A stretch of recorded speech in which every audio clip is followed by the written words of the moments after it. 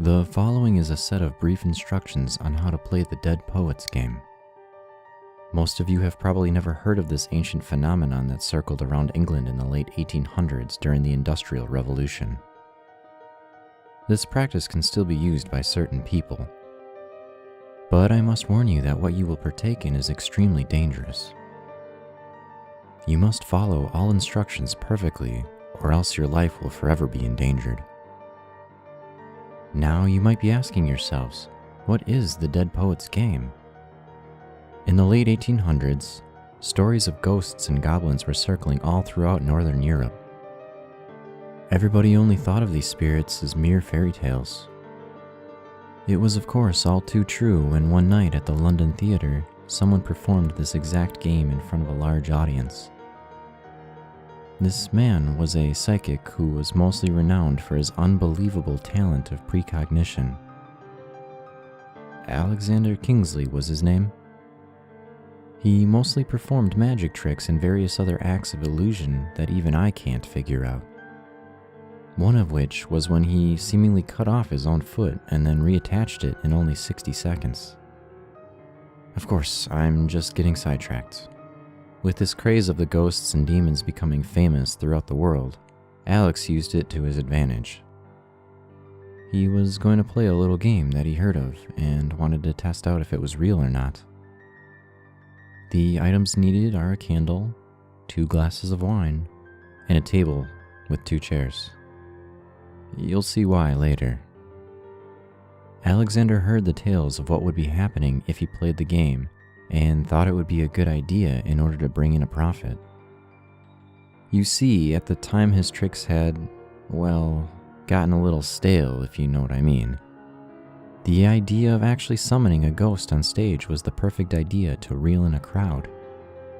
Soon, posters and advertisements were plastered all across London. Come and see the mysterious Ace, for tonight at 8 o'clock. He will summon the undead from their peaceful slumber. Come and see for yourself at the London Theatre House. Of course, this was way back when literally everybody was a gullible idiot. Although, nothing has really changed, has it? At that very night, Alexander, or Ace, was going to perform the game improperly. He wasn't acquainted with the key rules one has to follow. The rules. 1.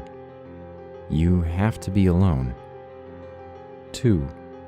You have to do it in the place of where somebody has died. 3. You have to take everything seriously. Alex was disrespecting these rules to the core, and the punishment for not following these rules are, well, you'll see later.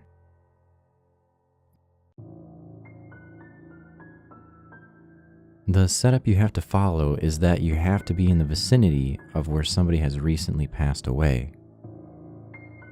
In fact, you need to place your table on the exact place in which they had died. You need to put your chair where the victim's head was pointing, and the other chair where the legs were. It also matters who died. It needs to be the body of a poet, hence the name. A poet can also be described as a calm, well-spoken, and nice soul. So, if your husband is a very humble and collected person, then you can play this game. The reason for this is because when you'll contact the spirit, it'll often take the shape of a soul trapped in the area. If you want to have a nice conversation with the spirit, you wouldn't want it to take the shape of a demon, now, would you? This brings us to the first rule. Be alone. If you aren't alone, then the spirit may possess the poor soul who didn't sit down at the head chair, as they call it. And trust me, it is very hard to save a soul from this fate. If the other person gets possessed, the ghost will have full control over the body. Sometimes, if it's a demon, then your friend may do unspeakable things to you and anyone around him or her. The same rules apply if you don't sit down at the head chair, or if you don't have the table placed in the right spot. If you're like me, at this point you've probably predicted the fate of Alexander and his audience. But trust me when I say this, not following the rules in which you're supposed to act in a sensible manner is not the worst one of them all. And poor Alex was a 19th century magician with brightly flamboyant colors for clothes. Not following this could haunt you for the rest of your days. But the fact that Alex was breaking all of these rules was even worse.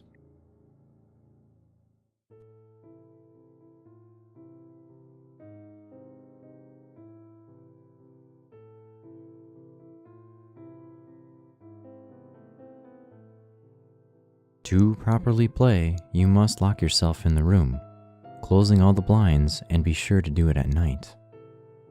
No light must be in the room at this time, except for the faint flickers of light emanating from the candle that you need to place on the table. Take out the 2 wine glasses and pour both glasses with the alcohol of your choosing. This symbolizes a peace offering to the spirit, showing that you mean no harm to him or her. I should remind you that you must have no form of technology inside this room. Also, you must make sure that you have no way of contacting anyone else in the outside world. To start, you must call to the spirit that you mean no harm to them. You pour their glass and raise your own and take a sip. If you have done this correctly, after lowering your glass, there will be somebody sitting across from you.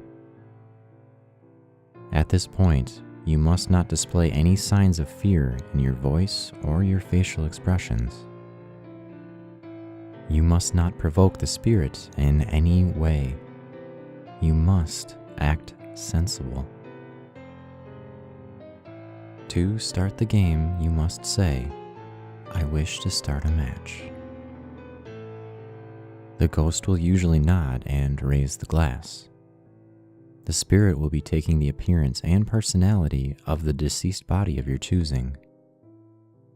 Remember that you must treat the spirit as if it actually is a body in the room. If you don't, then you will be met with weird looks and eventual frustration and anger.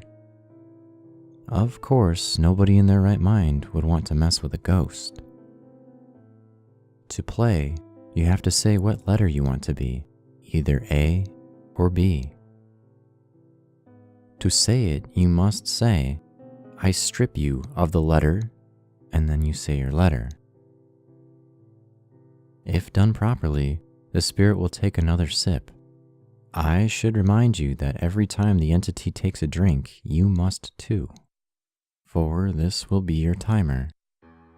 When both glasses are empty, the spirit will leave. If both glasses are uneven, the spirit will not leave until you have finished.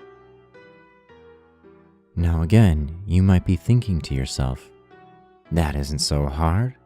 All I have to do is finish drinking and then he or she leaves. What's the big deal?" Well, I can certainly tell you that you would want to spend as much time away from the spirit as possible.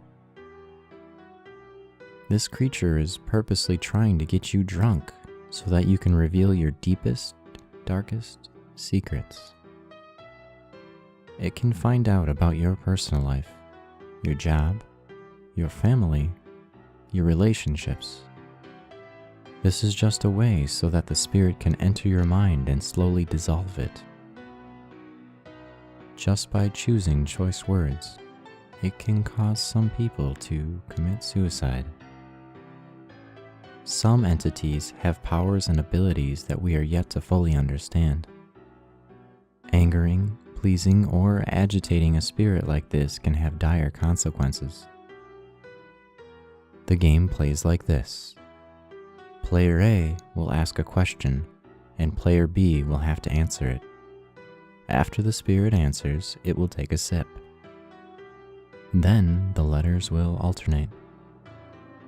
Then you will be Player B. The spirit will ask a question and then take a sip. You can ask any question you want. and so can he or she. You keep alternating until you both run out of wine. When this happens, whoever is player A when the wine runs out automatically wins the game. If you win, the spirit will raise his or her glass and walk into the shadows. Remain seated, even when he's returning to his rightful place. Blow out the candle, turn on the lights, and exit the room. It sounds relatively easy, doesn't it? Of course, what happens when you lose is a whole other story. If you lose, then the spirit will blow out the candle. Turning on the light is probably the best defense mechanism against the spirit. Ghosts aren't drawn to light and often avoid it. Still, that doesn't mean you're safe. This spirit may start following you throughout your life. Every time you go into a dark room, you'll see it just out of the corner of your eye. Whenever you look into a mirror, you'll see it standing right behind you. It'll stalk you and hunt you down until you finally muster up the courage to say these words. This soul is yours. It is yours to do business with. If you say this successfully, then you black out.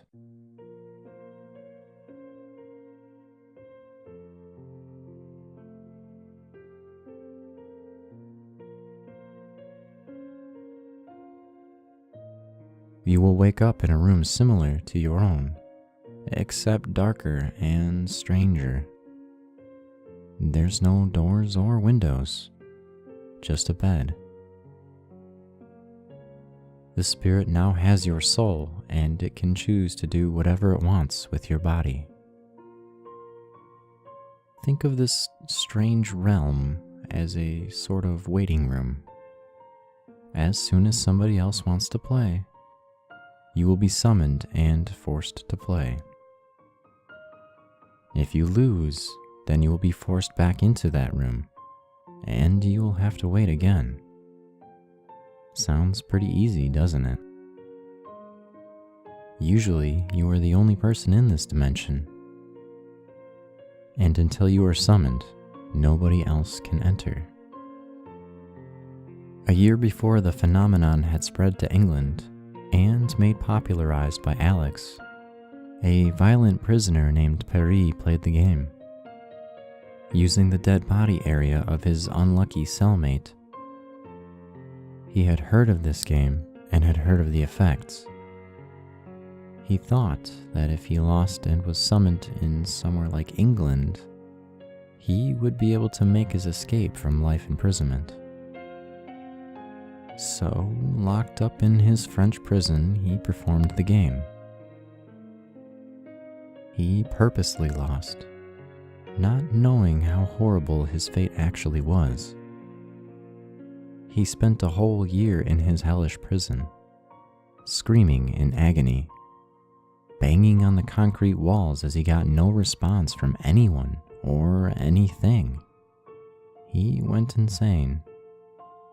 He became the very definition of a demon. He wasn't able to form sentences. He couldn't self-harm. He couldn't think straight, and when he could, all he could think about was leaving that hellhole.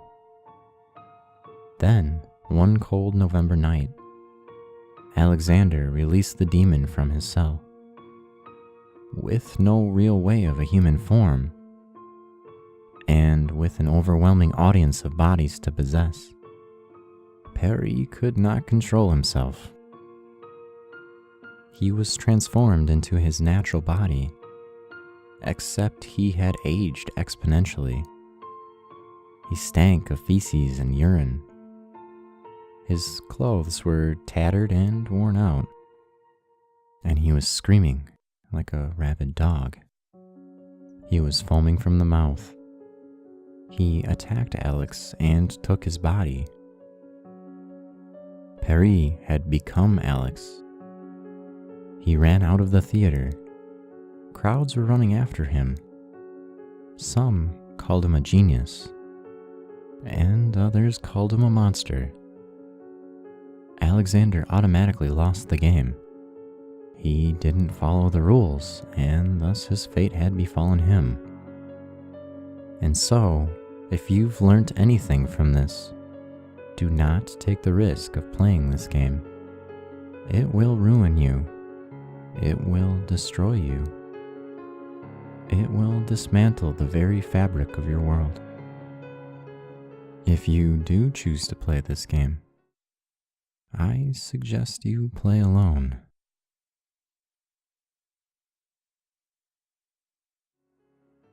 That was the Dead Poets game. Origin unknown. It would mean the world to me if you left a like and a comment. Be sure to subscribe and hit the bell to prevent missing an episode. Thanks for listening.